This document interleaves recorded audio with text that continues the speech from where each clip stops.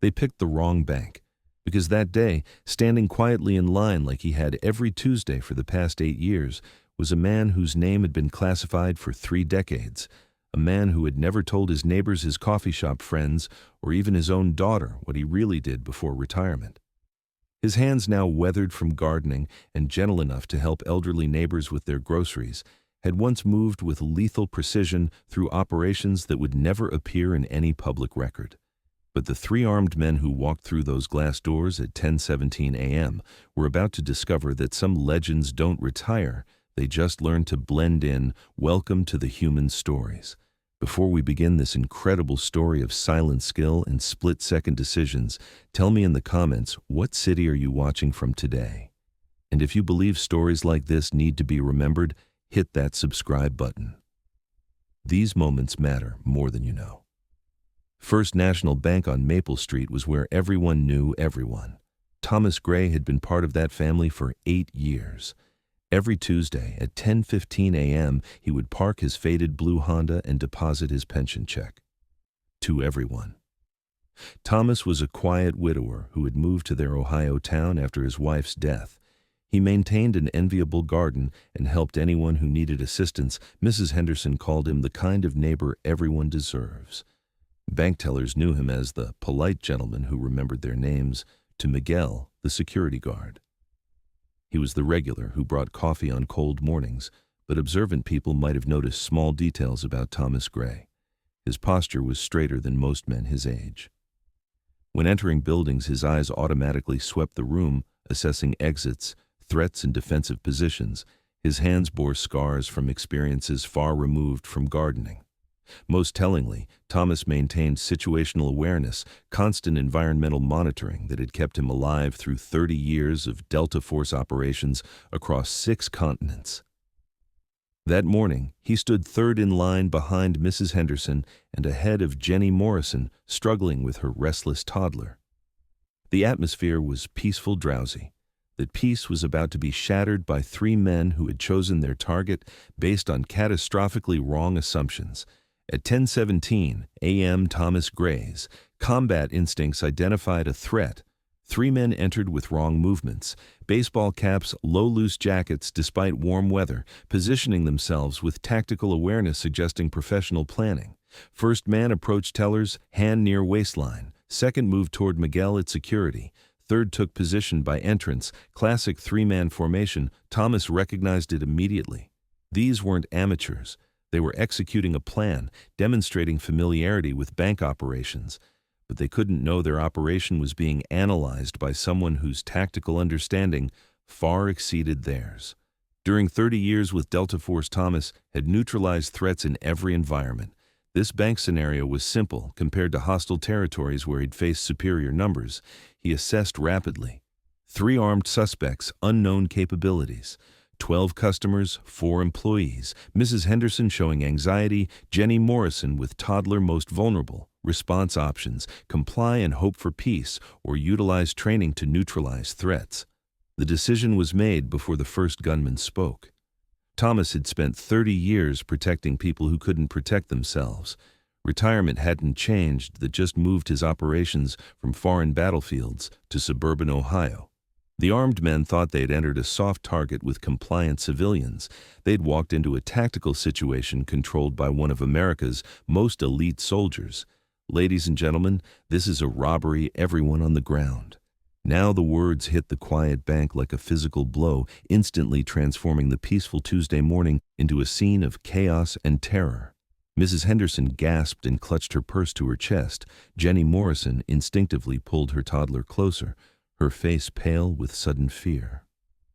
Bank employees behind the counter froze in place, their training for such situations colliding with the reality of facing actual armed threats. But Thomas Gray didn't move. He remained standing in line, deposit slip still in his weathered hands, his posture unchanged except for an almost imperceptible shift in balance that positioned him for explosive movement in any direction. To the panicking customers around him, he might have appeared frozen by shock or confusion. In reality, he was conducting final tactical calculations that would determine how the next 60 seconds would unfold. The first robber, now clearly displaying a semi-automatic pistol, swept his weapon across the terrified customers while shouting repeated demands for compliance. His voice carried the kind of aggressive authority that suggested experience with intimidation tactics, but Thomas detected underlying tension that indicated this was not routine for him. The second robber had moved to within arm's reach of Miguel, the security guard, and was demanding access to the cash drawers, with threats that were becoming increasingly agitated.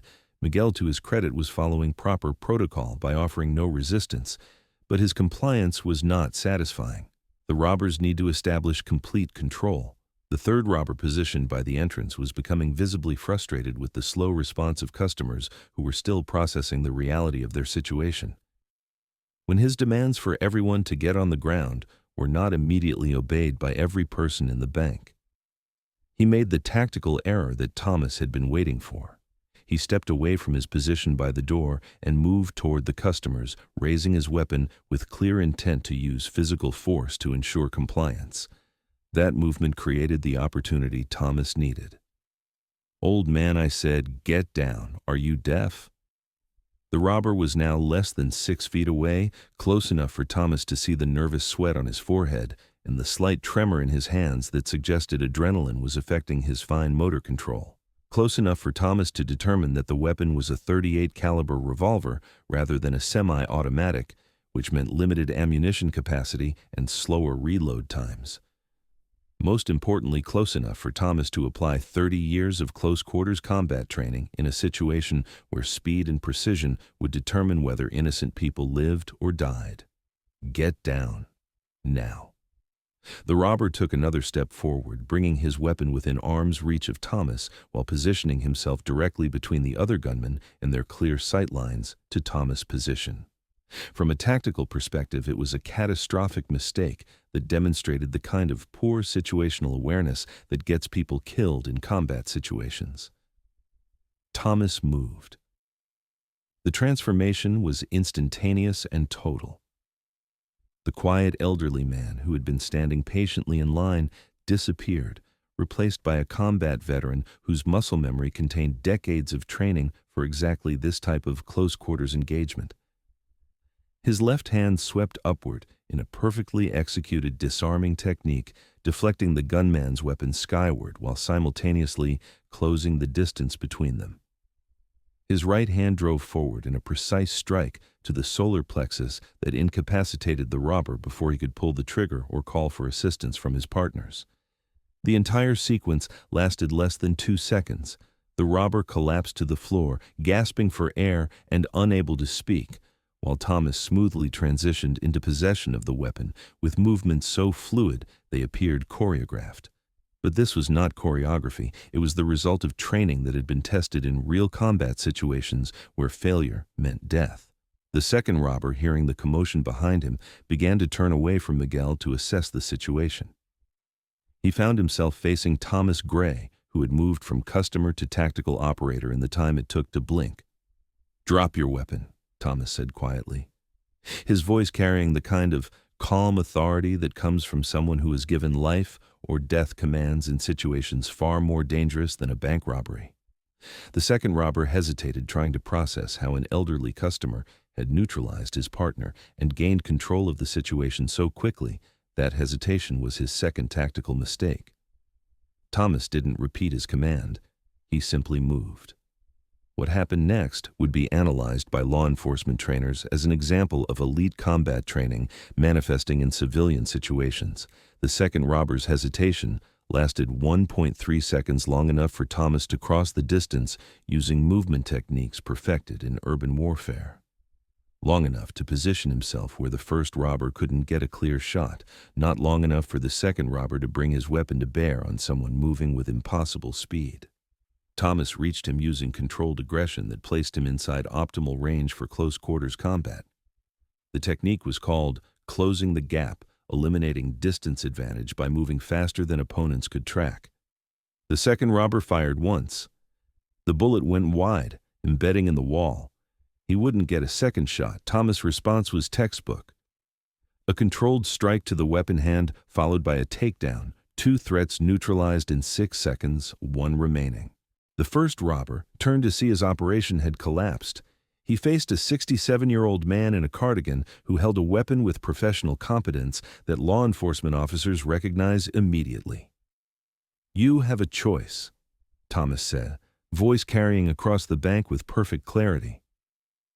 "Put your weapon down and wait for police, or find out what 30 years in special operations taught me about ending threats quickly." The robber looked around, processing how his controlled robbery had become a tactical nightmare. His partners were down disabled by someone who moved with military precision. The customers were now protected by someone who clearly knew how to use weapons. The first robber's weapon clattered to the floor. "Excellent choice," Thomas said, maintaining position until all threats were neutralized. "Someone call 911. Tell them the situation is contained." Mrs. Henderson, still lying on the floor where she had dropped when the robbery began, stared at her neighbor with an expression of complete bewilderment. Thomas Gray. "Is that really you?" He looked down at her with something that might have been a gentle smile.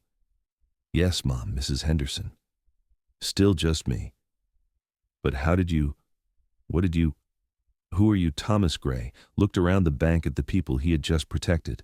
Neighbors, friends, bank employees who had become part of his quiet retirement community. People who deserved to live their lives without fear of violence from criminals who thought they could take whatever they wanted through intimidation and threats. "I had a different job before I retired, Mrs. Henderson, a job that taught me how to protect people who can't protect themselves." Police arrived in 4 minutes. Detective Sarah Martinez found 3 secured suspects, no civilian injuries, and a 67-year-old man filling out witness statements with military precision. "Mr. Gray, I need to ask about your background. You neutralized 3 armed suspects using professional techniques." Thomas looked up, meeting her eyes directly. For 8 years he'd maintained anonymity, but some circumstances required truth. "Delta Force, 30 years, active service, retired in 2004. "And you've been living here how long?" 8 years, since my wife Margaret passed and I needed somewhere peaceful." Detective Martinez looked around at customers, glancing toward Thomas with expressions from gratitude to amazement. "Did anyone know about your service?" "No, Mom, never seemed relevant to depositing pension checks." Mrs. Henderson approached, moving carefully but determined. "Thomas, I've known you for 8 years. You've helped with groceries, fixed my fence, watched my house. You never mentioned you were a soldier." Thomas finished gently. "That was long ago. For 8 years, I've just been your neighbor. Thomas, you're a hero." "No, Mom, I'm a neighbor who happened to be in the right place with the right training." But Thomas knew his anonymity was over. Security footage would be analyzed. News crews would ask questions. His quiet retirement had ended, but looking at the people whose lives had been threatened, Thomas realized some things were more important than privacy. The robbers had picked the wrong bank because they'd threatened people under protection of someone who'd spent 30 years ensuring threats to innocents didn't succeed. The story spread before police finished processing. Security footage went viral. A 67-year-old man in a cardigan neutralizing 3 armed suspects with impossible precision. Thomas' phone rang for weeks. News producers, military historians, veterans, organizations wanted interviews. His daughter called from California, sobbing, asking why he'd never mentioned his extraordinary background. Thomas stopped answering and disappeared from normal routines for 2 weeks. On the 3rd Tuesday, Mrs. Henderson knocked with a casserole and proposition. "Thomas Gray, you've been hiding, and that's nonsense," she said firmly. "The bank wants to offer you security consulting. Part-time, helping prevent this from happening again." "Mrs. Henderson, I wanted peace, garden work, not security work. You've had 8 years of peace because you were here protecting it." Those robbers thought this was a soft target where nobody would be prepared. She looked at the neighborhood where children played safely. "They were wrong because you were here, not looking for trouble, but never stopped protecting people who can't protect themselves." Thomas considered this. Perhaps there was a way forward, honoring both his desire for peace and his training to protect others. 3 weeks later, Thomas returned to the bank. Same jeans, same cardigan, same deposit slip. But now employees and customers nodded with respect, recognizing his continuing commitment to their safety. He was still Thomas Gray, the quiet neighbor, but now also the guardian, ensuring their peaceful community remained safe. 6 months later, Thomas had settled into a routine balancing peaceful retirement with his community's knowledge of their protector. His bank consulting expanded to other businesses, and he worked with the sheriff's department on training programs. Thomas taught us that effective protection comes from people who serve quietly without recognition. Detective Martinez told other officers the 3 robbers received federal prison terms, their case becoming a cautionary tale about assuming quiet communities were defenseless. Mrs. Henderson often told visitors that the remarkable thing about Thomas was the robbery response. But his 8 years of quiet service before anyone knew who he was, Thomas continued tending his garden and maintaining his quiet presence. But children began asking about courage. Veterans sought his advice, and schools requested presentations about preparedness. Real heroism isn't dramatic moments, he would tell audiences. It's the daily choice to use your skills to make your community safer. On Tuesday mornings, Thomas still made his deposits, but now everyone knew they were protected by someone whose life had been dedicated to ensuring evil didn't triumph over innocence. The robbers had picked the wrong bank, not because of security systems, but because they had unknowingly threatened a community quietly protected by someone whose strength was tested in the world's most dangerous places. They had walked into a legend disguised as a neighbor. Sometimes protection comes from unexpected places. Thomas Gray defended freedom on foreign battlefields, then peace on neighborhood streets. His story reminds us that heroism isn't always announced. It's quietly present, waiting when ordinary people need someone extraordinary. Have you discovered someone in your community had extraordinary background that explained their quiet strength, someone whose presence made everyone feel safer? Share their story in the comments, because at the Human Stories, we believe dedicated protectors often serve in places they've grown to love. If this reminded you that legends hide in plain sight, subscribe and help us honor quiet guardians who protect without recognition. Until next time, remember, you never know who's standing next to you in line. Community had an extraordinary background that explained their quiet strength and reliability.